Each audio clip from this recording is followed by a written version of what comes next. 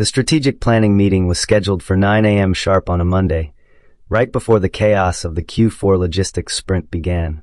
I walked into the glass-walled boardroom carrying my heavy binders, ready to discuss the complex container allocations for our massive holiday shipment coming out of Shenzhen. I had spent the weekend optimizing the routes to save us transit time. But instead of the logistics team, I found Thomas, the CEO, sitting alone at the head of the mahogany table, tapping a pen against a single sheet of paper. He didn't ask me to sit. He didn't offer me coffee. He just slid that single sheet toward me across the polished wood. It was a termination notice. Before we continue, if you love our stories, do well to encourage us by hitting the like button, share and subscribe for more. My name is Declan. I am a licensed customs broker. For 5 years, I have navigated the dizzying web of international trade laws, tariffs, and surety bonds that allowed this company to import its high-tech inventory. I am the invisible hand that ensures their products clear customs and border protection, CBP, without delays. We're pivoting, Declan, Thomas said, his voice dripping with the casual condescension of a tech bro. Paying you a director's salary to fill out government forms is wasteful. We've licensed ShipSmart, a new AI-driven logistics platform. It generates manifests automatically. I stared at him, stunned by the ignorance. Thomas, an AI can print a label. It cannot legally accept liability for imports. Does this software hold a federal customs broker license? Thomas waved his hand dismissively. It's just moving boxes from point A to point B, Declan. Don't try to make it sound complicated just to save your job. We don't need a middleman anymore. I took a deep breath and tried to explain the hard reality of the situation. I told him that the company's legal ability to import goods was tied directly to my personal license, and the continuous surety bond one had secured under my credentials. You don't understand, I said calmly. The importer of record number is linked to me. The bond is under my name. If you fire me, you lose your bond. You won't be able to clear goods through U.S. Customs. Thomas laughed. He looked at me like I was a dinosaur, trying to explain why the asteroid was bad news. You're trying to scare us with bureaucratic ghost stories, Declan. It's pathetic. The software handles the bond. We've already migrated the data. Pack your things. Security is waiting to escort you out. He wasn't just firing me. He was mocking the federal regulations that kept his company legal. I realized then that you cannot save a man who is determined to jump off a cliff. He believed technology could bypass the law. Very well, I said, picking up the termination paper. I'll pack my things. I cleared my desk with the precision of a man who knows exactly what is about to happen. I didn't delete any files. I didn't shred any documents. I left every binder, every HTS code classification, and every vendor contact list perfectly organized on my desk. I wanted no accusations of sabotage. Once I was in my car, parked safely down the street, I opened my laptop and logged into the ACE Secure Data Portal, the government system used by Customs and Border Protection. I didn't plan a virus. I didn't hack anything. I simply filled out a standard electronic form, revocation of power of attorney. By law, I had to disassociate myself from the company to protect my own license. I removed my credentials from their importer account and initiated the termination of the surety bond effective immediately. It was a mundane administrative task, taking less than 5 minutes. I drove away knowing that, legally, the company was now a ghost. They had ships on the water, millions of dollars in inventory, and absolutely no legal authority to bring it onto U.S. soil. 3 weeks passed. I spent the time renovating my kitchen, tiling the backsplash myself, and catching up on years of missed sleep. I didn't check my email. I didn't look at the stock market. I enjoyed the severance pay Thomas had so begrudgingly signed off on. Meanwhile, the company was ramping up for its biggest launch ever. Thomas gave an arrogant interview to a tech magazine, bragging about how he had disrupted the supply chain by removing human friction and automating the import process. He claimed they were going to have the highest margins in the industry this quarter because he had slashed overhead. He had no idea that the friction he removed was the only thing keeping the regulatory machine running.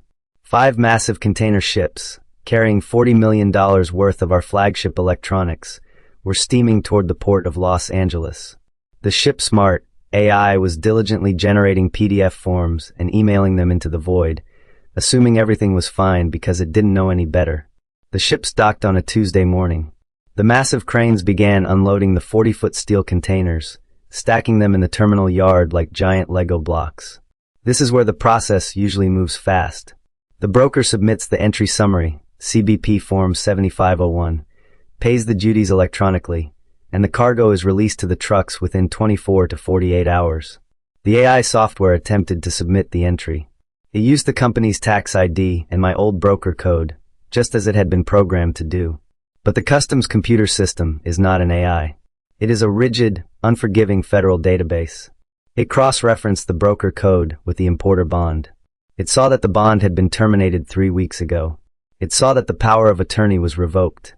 The system threw a hard stop flag immediately. Status: entry rejected. Reason: invalid bond. Broker unknown. The digital gate slammed shut.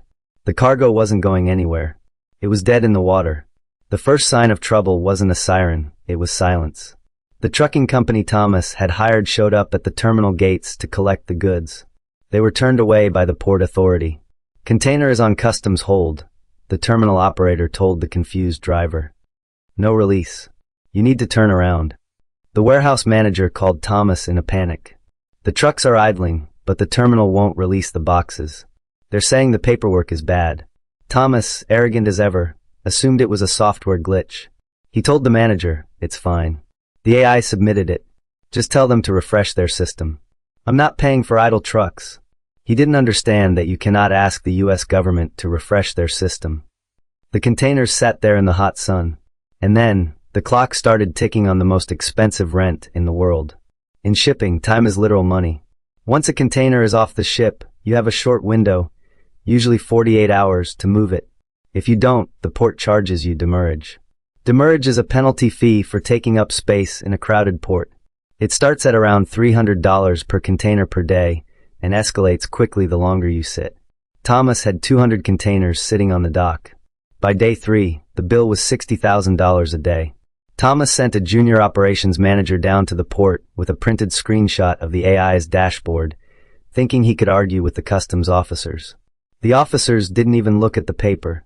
They told him that without a licensed broker, the company legally didn't exist in their eyes. The junior manager called Thomas from the parking lot, sweating. They won't talk to me, Thomas. They said we're lucky they haven't seized it yet. The situation escalated from expensive to catastrophic. Because the AI had attempted to file entry paperwork without a valid bond, the automated targeting system at customs flagged the shipment for negligence and potential smuggling risk. They moved the containers from the regular stack to the CES, Centralized Examination Station. This was a nightmare scenario. Now, the company had to pay for the labor to drag the containers to a separate facility, cut the seals, unload every single box for inspection, and repack them. The cost for a CES exam can run thousands of dollars per container. Thomas finally realized this wasn't a glitch. The AI dashboard showed status, delivered, but the reality was a pile of steel boxes being torn apart by federal agents. The fines were bleeding the company dry, hitting nearly $1 million in just over a week. My phone rang on a Friday evening. It was Thomas. "Declan," he said. His voice was tight, trying to sound casual but failing miserably. "Hey, look, we're having a small hiccup with the port. The old login credentials seem to be outdated. I need you to just give me the master password for the ACE portal so we can clear this up." He still didn't get it. He thought it was a password issue. "I don't work there, Thomas," I said, flipping a burger on my grill, listening to the sizzle. "I revoked my power of attorney weeks ago. I cannot give you access to a license I no longer use for your company. That would be illegal." "Just give me the code," he snapped, losing his cool completely. "We are bleeding cash here. The AI did the work. We just need the release." "The AI did nothing," I replied coldly. "Good luck, Thomas." I hung up. Desperate, Thomas tried to hire a third-party logistics firm to take over the shipment. He called the biggest freight forwarders in the city, begging them to step in as the broker. But the world of customs brokerage is small. Everyone talks. When the other brokers looked up the shipment in the system, they saw the bond terminated status, the CES exams, and the mounting demurrage fees. They saw a radioactive disaster.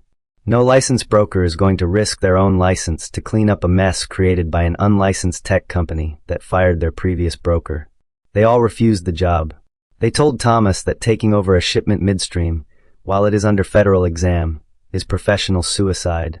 The inventory had been stuck for 10 days. The demurrage and exam fees had crossed the $2 million mark. Before I tell you how I turned the tables on Thomas's arrogance and executed the most dangerous phase of my plan, I have to ask, if you have come with us this far, it means you are really invested in Declan's journey. Please do well to like this video, share it with friends who love satisfying underdog stories, and subscribe to our channel so you never miss a part. Also, tell us in the comments where you are listening from. We love seeing our global community. Thank you. The final nail in the coffin came from the customers.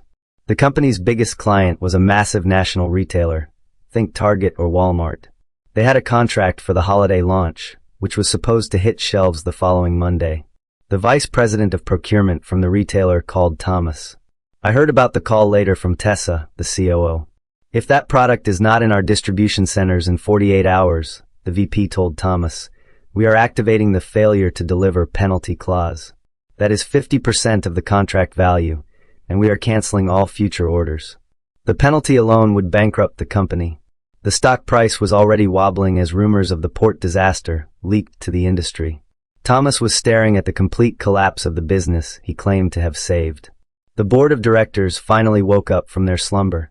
They saw the cash flow reports showing millions of dollars hemorrhaging in port fees and legal retainers. Tessa told me later that they stormed into Thomas's office on a Tuesday morning. The chairman demanded answers. Why is our entire Q4 inventory sitting in a customs exam site in Long Beach? You told us the AI streamlined everything. Thomas tried to deflect, pointing fingers at everyone but himself. It's Declan. He sabotaged us. He locked us out of the system. The chairman wasn't stupid. He had called his own lawyers. Declan didn't sabotage anything. He left a month ago. He followed the law. You are the one who tried to import regulated electronics without a license. Fix this, Thomas, or you are finished. An hour later, a black sedan pulled up to my driveway. Thomas and Tessa got out. Thomas looked like he hadn't slept in a week. His shirt was wrinkled, and his arrogance was gone, replaced by pure fear. They knocked.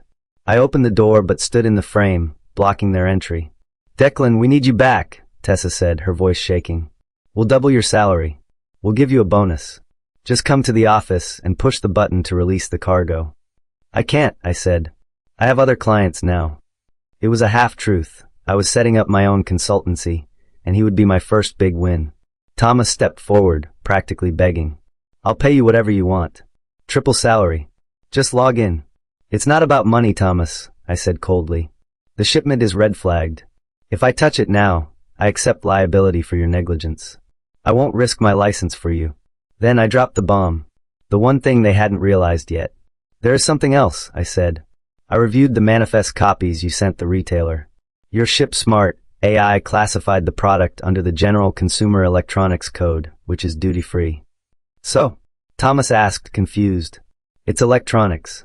It contains a specific encryption chip, I explained. That chip is subject to Section 301 trade war tariffs, a 25% tax. By using the wrong code, you tried to cheat the government out of $10 million in duties. That is customs fraud. Thomas's face went pale. He realized the stakes had just moved from bankruptcy to prison time. You didn't just mess up shipping, Thomas, I said. You committed a federal felony. Thomas looked like he was going to vomit right there on my porch. Tessa grabbed his arm to steady him. How do we fix it? Thomas whispered. Please, Declan. I cannot go to jail. The only way out is a prior disclosure, I said. You have to voluntarily admit the error to customs before they formally charge you. You have to pay the back duties, the fines, and correct the classification immediately. Can you do it? Tessa asked, her eyes pleading.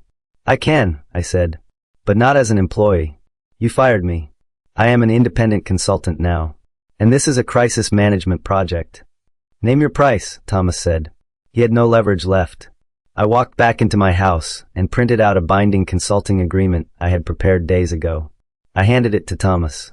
My fee is 5% of the total shipment value saved, I said. Thomas's eyes bulged. That's $2 million. The shipment is worth $40 million, I countered. And your freedom is worth arguably more. Plus, you pay all legal fees and the demurrage costs directly to the terminal. Thomas didn't argue. He didn't try to negotiate. He pulled a pen from his pocket and signed the contract against the hood of his car. He was signing away his entire year's bonus and the company's profit margin, but he had no choice. I didn't wave a magic wand. I didn't press a single fix-it button. For the next 4 days, I worked 18-hour shifts from my home office. First, I had to secure a new, high-risk surety bond because the old one was dead. Then, I leveraged 10 years of relationships with CBP officers. I filed the prior disclosure, meticulously documenting the clerical errors caused by the automated system. I reclassified every single line item of the invoice with the correct HTS codes. It was boring, tedious, stressful work. I spent hours on hold. I wrote checks from the company account totaling millions to pay off the port fees. Slowly, the red flags began to clear. The customs officers, seeing a licensed broker they trusted was back in charge, accepted the disclosure. They agreed to release the hold, pending final inspection. On Friday, the terminal finally released the containers. The trucks roared into the port to collect the goods. But in logistics, timing is everything. We had cleared the mess, but we had taken too long. The retailer's deadline had passed on Wednesday.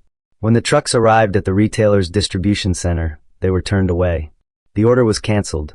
The company now had $40 million of inventory, sitting in trucks with nowhere to go. They had to pay to lease emergency warehouse space to store it all. The stock price tanked as the quarterly earnings report showed a massive loss instead of the record profits Thomas had promised. The fallout was immediate. The following Monday, the board of directors convened an emergency meeting. They didn't invite Thomas to explain himself. They simply handed him a letter. He was fired for gross negligence and fiduciary failure. They cited the loss of the retailer contract, the millions in fines, and the exorbitant consulting fees paid to me as the reasons. I was in the lobby, dropping off the final release paperwork, when security escorted Thomas out. He was carrying a cardboard box. He looked at me, his eyes full of hate. I didn't gloat. I just tipped my head. Efficiency is expensive when you cut the wrong corners, isn't it?